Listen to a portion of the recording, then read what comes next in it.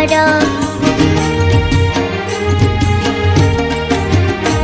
ମୋ ମା କହୁଥିଲା ତୁମେ କଳା ଠାକୁର, ମୋ ବାପା ଜଣେଇଲେ ତୁମେ କ୍ଷମା ସାଗର।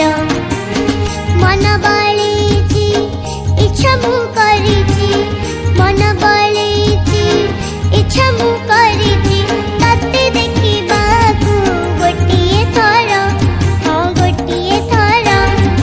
ମୁଁ ପରା କୁନି ଭକତ ତୋର, ଭାବ ବିନୋଦିଆ ତୁମେ କଳା ଠାକୁର। ମୁଁ ପରା କୁନି ଭକତ ତୋର, ଭାବ ବିନୋଦିଆ ତୁମେ କଳା ଠାକୁର।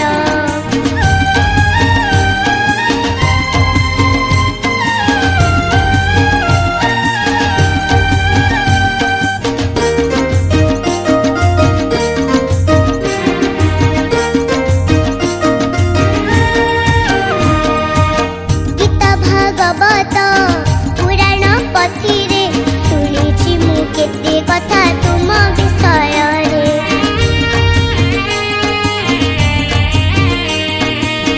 ଗୀତା ଭାଗବତ ପୁରାଣ ପଥିରେ ଶୁଣିଛି ମୁଁ କେତେ କଥା